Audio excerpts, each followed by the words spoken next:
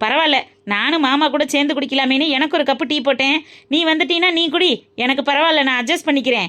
பரவாயில்ல முட்டி மருமகளே, உனக்காக நீ கஷ்டப்பட்டு போட்ட டீயை நீனே குடி. என் மன்னவரோட டீயும் நீ சேர்த்து குடி. இந்த வருஷத்துல இருந்து நாங்க டீ குடிக்க மாட்டோம்னு சவதான் எடுத்திருக்கோம்.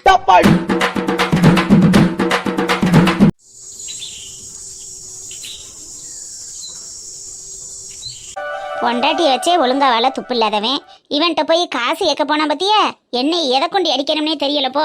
நல்ல குடும்பக்காரன்ட்ட போய் கேட்டிருந்தா என்னத்தையும் இருக்கிறதைனாலும் எடுத்து கொடுத்துருப்பேன். இவனுக்கு தான் குடும்பமும் இல்லாம பொண்டாட்டியை வரட்டி விட்டுட்டு தெரியுறானே. இவன்கிட்ட போய் நம்ம கேட்டது நம்ம மேலதான் தப்பு. கடவுளே கடவுளே, ஆனா அடுத்து யார்கிட்ட போய் எப்படி கேட்கறதுன்னு ஒண்ணு விளங்கலையே. நான் என்ன செய்ய போறேன், எப்படி என் வீட்டை மீள போறேன்? எக்கா எக்கா பங்கசக்கா, இவ ஒருத்தி வாடி கருப்பாயி. என்னக்கா வீட்டுக்கு போனேன், ஆளை காணா, இங்க வந்து உட்காந்துருக்கீல, என்ன சங்கதி? எங்க போயிட்டிய காலையில இருந்து? ஒண்ணும் இல்ல கருப்பாயி, இந்த சும்மா ஒரு வேலையா போனேன். என்னக்கா என்னமோ மாதிரி முகமெல்லாம் வாட்டமா கிடக்கு, என்ன விஷயம்? எதுவும் பிரச்சனையா? மனுஷனுக்கு எல்லாத்துலயும் காசு தானே பிரச்சனையா இருக்கு. எனக்கும் அந்த பிரச்சனை தான். உன்னால கொடுக்கவா முடியும்? என்னக்கா இப்படி கேட்டுப்பிட்டிய? உங்களுக்காக இந்த கருப்பாயி உசுரை கூட கொடுப்பக்கா, இதை கொடுக்க மாட்டேன். எம்புட்டு வேணும்னு மட்டும் சொல்லுங்க. நான் கேட்கறதெல்லாம் உன்கிட்ட இருக்காதடி கருப்பாயி, போய் பொழப்ப பாரு. என் விதியை நான் எப்படியோ பாத்துக்கிறேன். எக்கா இதுதான் நம்ம பேரண்ட்ஸுக்கு அடையாளமா? சொல்லுங்கக்கா, எம்புட்டு உங்களுக்கு வேணும் அதை மட்டும் சொல்லுங்க. ஆளை பார்த்து இருக்கு இல்லைன்னு எடை ஓட்டுறாதிய. என்கிட்டையும் நிறைய இருக்குக்கா, ஆனா இல்லாதது மாதிரி வெளியில காட்டிக்கிருவேன். அப்பதானே என் மருமகள்கிட்ட உட்காந்து ஓசி கஞ்சி குடிக்கலாம்.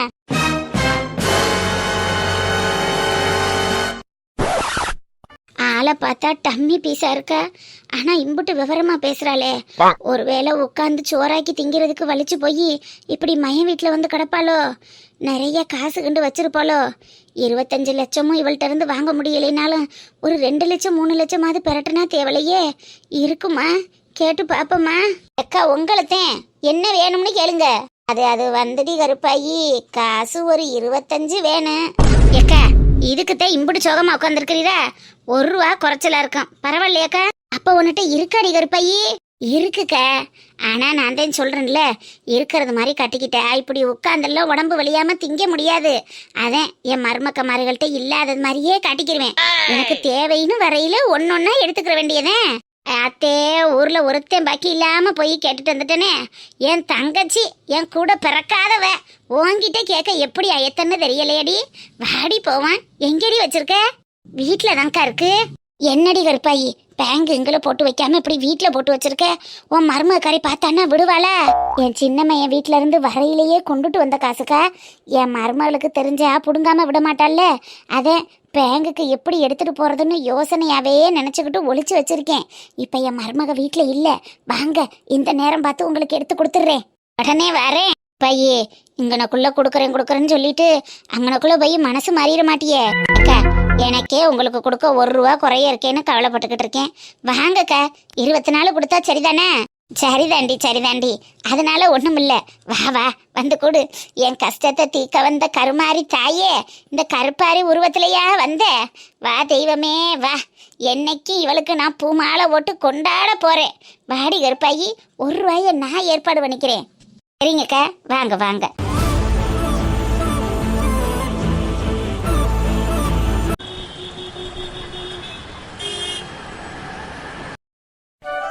ஏய் என்ன நிக்கிற? ஒழுங்கா உட்காரு.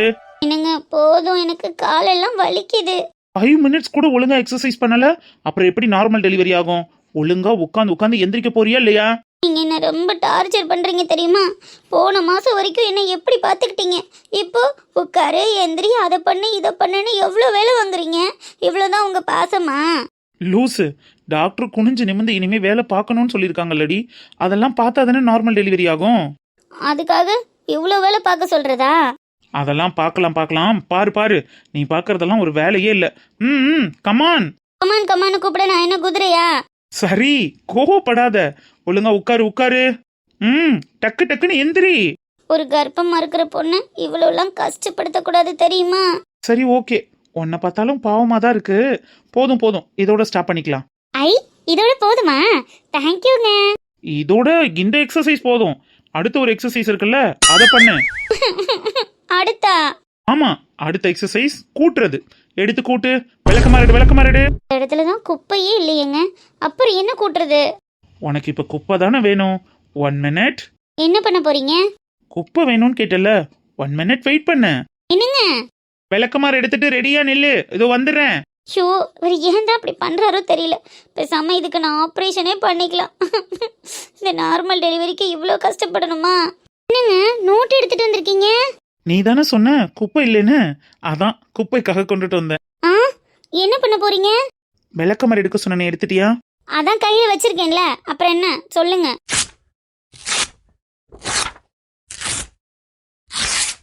என்னங்க இது, நல்லா இருந்த இடத்த இப்படி குப்பையாக்கி போட்டு வச்சிருக்கீங்க? மேடம் குப்பை இல்லைன்னு ஃபீல் பண்ணீங்கல்ல, அதான் இப்ப குப்பை வந்துருச்சு, ஒழுங்கா சுத்தம் பண்ண. இதெல்லாம் ரொம்ப ஓவர் தெரியுமா? என்ன ரொம்ப கொடுமைப்படுத்துறீங்க. ஆமா அப்படிதான் கொடுமைப்படுத்துவேன். என் பிள்ளைய நீ நார்மலா பெத்துக்கணும்ல. இதுக்கு ஆபரேஷன் பண்ணி குழந்தை பிறந்துடலாம் போல் இருக்கு. இவ்வளவு சித்திரவதை அனுபவிக்கணுமா? இந்த மாதிரி குட்டி குட்டி வேலைகள்லாம் இப்ப செஞ்சா பின்னாடி கஷ்டம் இல்லாம சந்தோஷமா இருக்கலாம். இப்ப இந்த வேலை செய்யறதுக்கு கஷ்டப்பட்டா அதுக்கப்புறம் பின்னாடி ரொம்ப ஃபீல் பண்ணணும். எப்படி வசதி? போங்க. நீங்க வாங்குங்க, வந்து குனிஞ்சு கூட்டு வா. 5-6 மாசமும் நல்லா உட்கார்ந்த இடத்துலயே உட்காந்து சோம்பேறியாக்கி விட்டுட்டு திடீர்னு வந்து இவ்வளோ பெரிய வயித்தை வச்சுக்கிட்டு வேலை பாருன்னா எப்படி பாக்குறது? நான் வேணும்னா வந்து சொல்லி தரட்டுமா? ஒன்னும் தேவையில்ல, போடா. என்ன? அதான் வேலை பார்க்க சொன்னல, போடா. சரி பரவாயில்ல. பாரு குனி.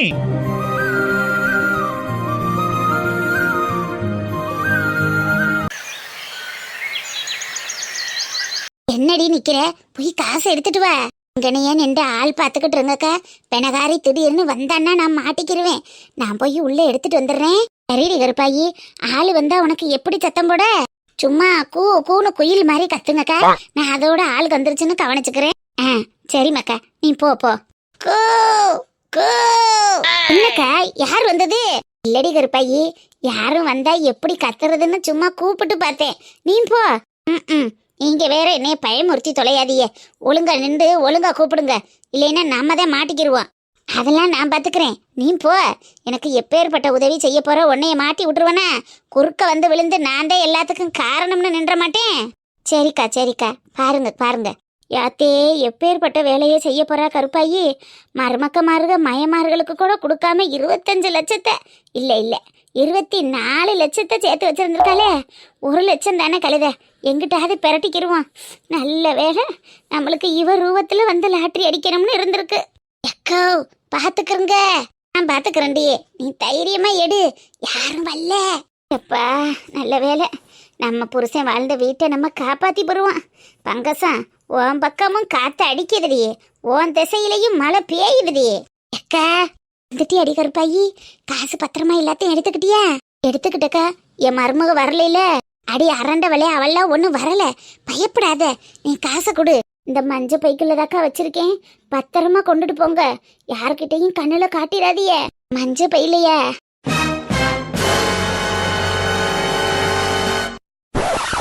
என்னக்கா சாக்காயி போய் நிக்கிறிய? எடுத்துட்டு போங்க, யாராவது வந்துருவாங்கல்ல. உங்களுக்கு உதவி செய்யறத நான் சந்தோஷமா நினைக்கிறேன்க்கா. உங்க கஷ்டம் தீர்ந்தா சரிதான். எடுத்துட்டு போங்க. ஏய், என்னடி இது?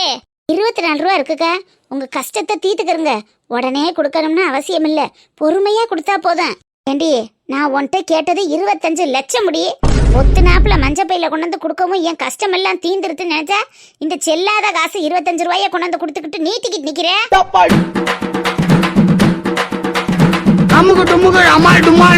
என்னக்கா சொல்றிய? 25 லட்சமா? இந்த பிச்சை காசு 25 ஓவா என்கிட்ட இல்லாமத்தே உன்கிட்ட வந்து கேட்டனா? இதுல 1 ரூபா குறையா வேற இருக்கான். குறையா மூதேவி, வச்சிருக்கிற 25மே செல்லா காசு மூதேவி. என்னக்கா நீங்க உதவி பண்ணலாமேன்னு கொடுத்தா என்னையவே திட்டுறிய? உதவியா பண்ற உதவி? என் வீடு வட்டிக்காரங்கிட்ட மூளை போகுதே, அந்த காசை எப்படியாவது பிரட்டி கொடுத்து என் வீட்டை திருப்பிடலான்னு பார்த்தா 25 ரூபாய கொண்டுட்டு வந்து என் நேரத்தை ஒப்படைக்கிற. நீ யாரும் நான் 4 வீடு போயிட்டு வந்திருந்தா கூட ஆளுக்கு 5 லட்சம்னு என்னத்தையாவது பிரட்டி இருப்பண்டி. வீணா போனவளே, உன்னை நம்பி நின்றுக்கிட்டு ஒண்ணும் இல்லாமையில நிக்கிறேன். 25 லட்சத்துக்கு எத்தனை சைஃபர்னு கூட எனக்கு தெரியாது பங்கசக்கா. என்கிட்ட வந்து அம்புட்டு காசை கேட்டா நான் எங்கே போவேன்? அம்புட்டு காசு இருந்தா இவளுகள்கிட்ட எதுக்கு நான் முத்துப்பட போறேன்? அப்பவே டவுட்டு பட்டேன். ஆனாலும் ஏதோ ஒரு மூட நம்பிக்கையில வந்தேன் பத்தியா. என் புத்திய செருப்பாலே அடிக்கிற முடியே. போ முதல்ல. இதுக்கு ஒளிஞ்சு நின்று வேடிக்கை பார்க்கறதுக்கு ஒரு ஆளு காவ காக்க குயில் கூவுற சத்தம் வேற. போடி எங்கிட்டு. நான் பிராக்டிஸ் எல்லாம் வேற பண்ணிக்கிட்டு இருந்தேனே. பேதியில ஓவா என் நேரத்தை தான் ஒப்பேத்துற. அவன் எனக்கு கெடு கொடுத்துட்டு போயிருக்கா. இத்தனை மணி நேரம் இத்தனை நாளுன்னு இவ வந்துகிட்டு என்ன பண்ணிக்கிட்டு இருக்கா வேறு. போங்கிட்டு.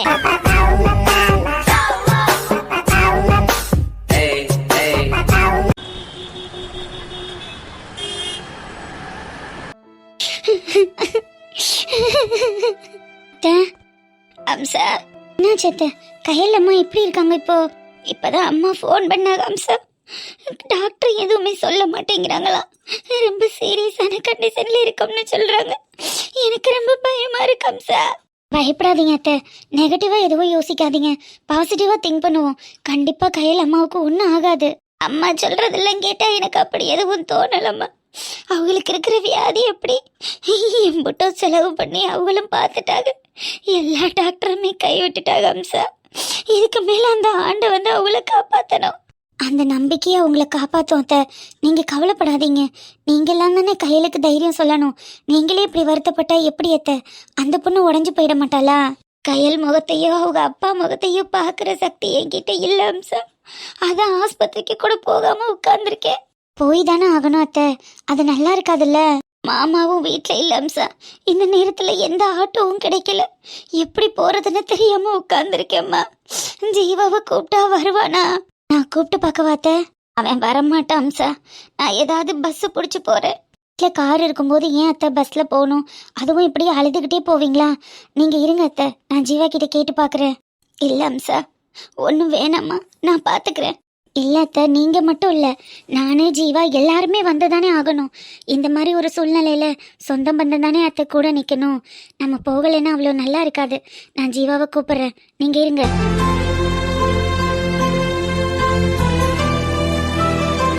ஏய் இல்லை மச்சான், உன் தங்கச்சியை கூட்டிட்டு எங்கேயாவது வெளியில போகலான்னு பிளான் பண்ணியிருக்கேன். ஆனா அவளுக்கு எப்படி வெளியேற்றுறதுன்னு தான் தெரியல. பார்க்கணும்டா, அம்சாவை கூட்டிட்டு கண்டிப்பா எங்கேயாவது வெளியில போகணும். அப்பதான் மைண்டு கொஞ்சம் ரிலாக்ஸ்டா இருக்கும்னு தோணுது. ஜீவா, ஏய் ஏய் ஏய், நான் சர்ப்ரைஸா பிளான் போட்டுட்டு இருக்கேன். அவ வேற வந்துட்டு இருக்கா. சரி சரி, நீ வை, நான் அப்புறம் கூப்பிடுறேன். ஜீவா.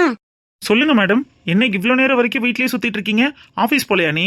இல்லை ஜீவா, நம்ம ஹாஸ்பிட்டல் போகணும். ஹாஸ்பிட்டல் போகணுமா? என்னடி ஆச்சு? உடம்பு எதுவும் சரியில்லையா? ஃபீவர் எதுவும் இருக்கா என்ன?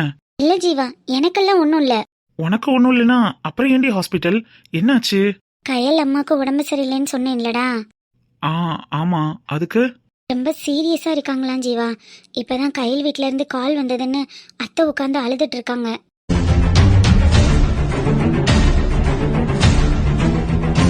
என்னடி சொல்ற? சீரியஸா இருக்காங்களா?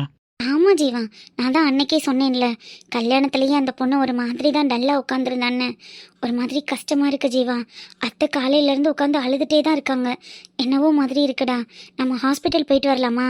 ஏய், நம்ம எப்படி? எங்க அம்மா வேணும்னா போயிட்டு வர சொல்லு. மாமாவும் வீட்ல இல்ல, யார் கார் டிரைவ் பண்ணுவா?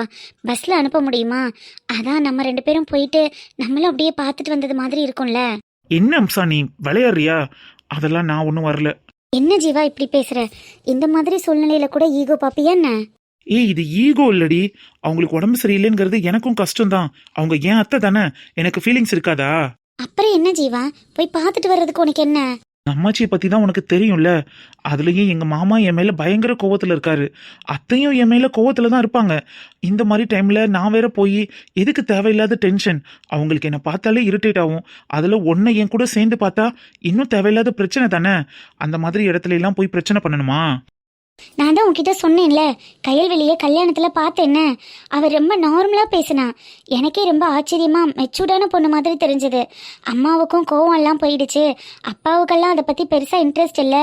எனக்கு வீட்டுல மாப்பிள்ளை பார்த்துட்டு இருக்காங்க, நானும் ஓகே சொல்லிட்டேன்னு சொன்னா ஜீவா. ரொம்ப மெச்சூர்டான பொண்ணு.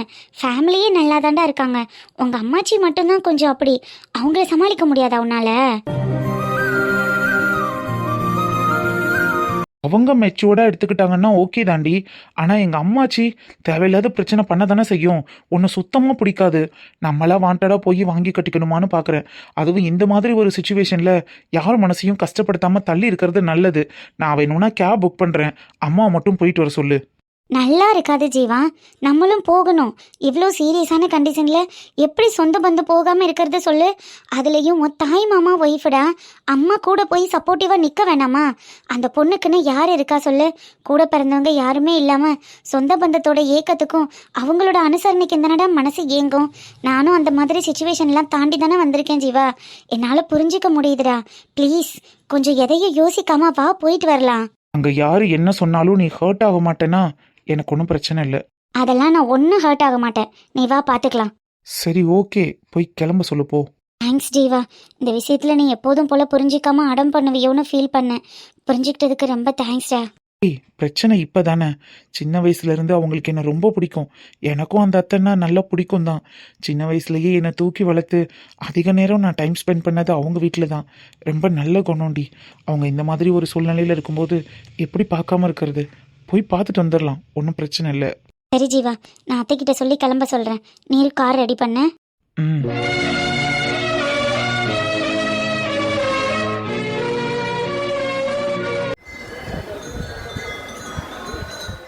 பூசாரி, ஐயா சொல்லுங்க. மார்கழி மாச பூஜைக்காக அம்மன் கழுத்துல போட்ட நகையை இன்னும் கலட்டாமலே வச்சிருக்கோம்.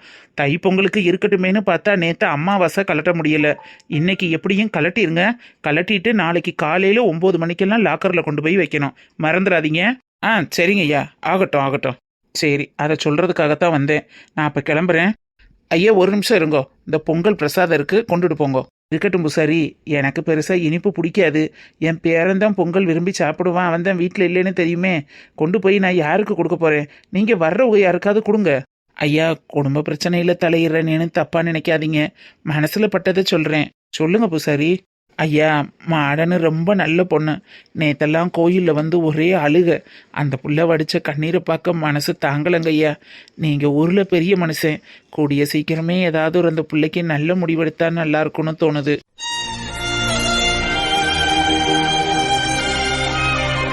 என்ன பண்ணலான்னு முடிவெடுக்க தெரியாமல் திகச்சு போய் இருந்தேன். ஆனால் நேற்று சம்மந்தி அம்மா வந்து பேசிட்டு போனதுக்கப்புறம் இதுக்கு மேலேயும் பொறுத்து இருக்கக்கூடாதுன்னு முடிவு பண்ணிட்டேன். எல்லாத்துக்கும் ஆயத்தமாயாச்சு.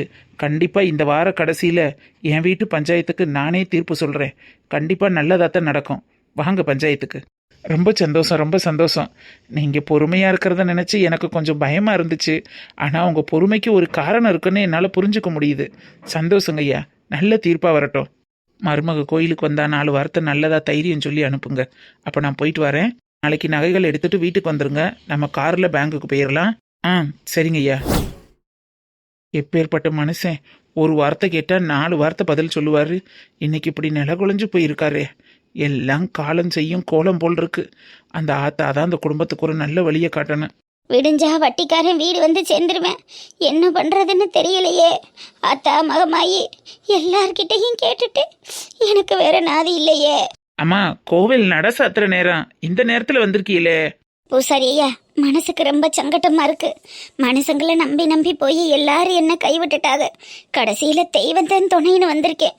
கொஞ்ச நேரம் அம்பாளை பார்த்துட்டு போயிடுறேன். கொஞ்சம் அனுமதி கொடுக்குறீங்களா? சரிங்க பங்கசம்மா, அம்பாலோட புடவை எல்லாம் மடிக்க வேண்டிய வேலை இருக்கு. நான் அதெல்லாம் எடுத்து வச்சுக்கிட்டு இருக்கேன். நீங்க டக்குன்னு அம்பாலை பார்த்துட்டு சீக்கிரமா கிளம்புங்க. நேரத்துக்குள்ள நடசாத்தினா ஒவ்வொருத்தர் சொல்ல ஆரம்பிப்பாங்க. என் தாய் முகத்தை பார்த்தா கொஞ்சம் ஆறுதலா இருக்கும், அதுக்காகத்தேன். பாருங்க பாருங்க. மாத்தாயே, எதுக்காகவும் எனக்கு அதை கொடு இதை கொடுன்னு உங்ககிட்ட வந்து கை நீட்டி நான் நின்றதில்லை. அந்த ஆண்டவன் புண்ணியத்திலையும் உன்னோட அருளாலையும் எல்லா வசதிகளோடையும் எல்லா செல்வாக்கோடையும் தான் நான் என் வீட்டில் வாழ்ந்துக்கிட்டு இருந்தேன். புருஷன் கஷ்டப்பட்டு ரத்தம் சிந்தி வேர்வை சிந்தி கட்டின வீடு. அவரே அந்த வீட்டில் என் கூட வாழ்ந்துக்கிட்டு இருக்கிறதா ஒவ்வொரு நாளும் நான் நினச்சி கற்பனை கொட்டை கட்டி என் குறை காலத்தையும் நான் போக்கிக்கிட்டு இருக்கேன்.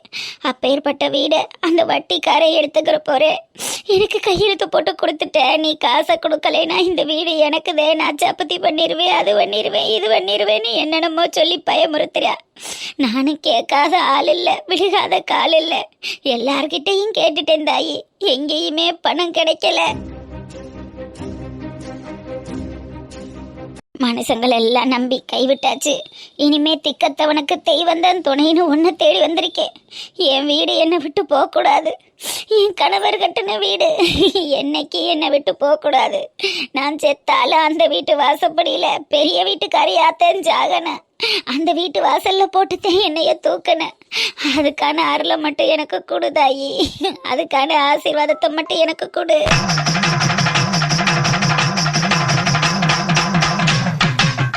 ஒத்த வரியில 25 லட்சத்தை என்னால எப்படி தாயி பெரட்ட முடியும்? அதுக்கு நான் எங்கே போவேன், என்ன செய்வேன்? எனக்கு என்ன பண்றது ஏது பண்றதுன்னு ஒன்றும் புரியல. நான் உன்னைய நம்பித்தே வந்திருக்கேன். நீதான் எனக்கு ஒரு நல்ல வழியை காட்டணும். என் வீட்டை நான் மீட்டு கொண்டுட்டு வரணும். அதுக்கு நீதாத்த அருள் புரியணும், நீதான் அருள் புரியணும். பங்கசம்மா மனசு கஷ்டமா இருக்கு, சாமியை பார்க்கணும். நாங்க ஆளையே காணுமே. சரி வந்துட்டு போயிருப்பாங்களா இருக்கும். நம்ம நடையை சாத்திட்டு கிளம்புவோம், நேரம் ஆயிருச்சு. நகையை வேற எடுத்து வைக்கணுமே.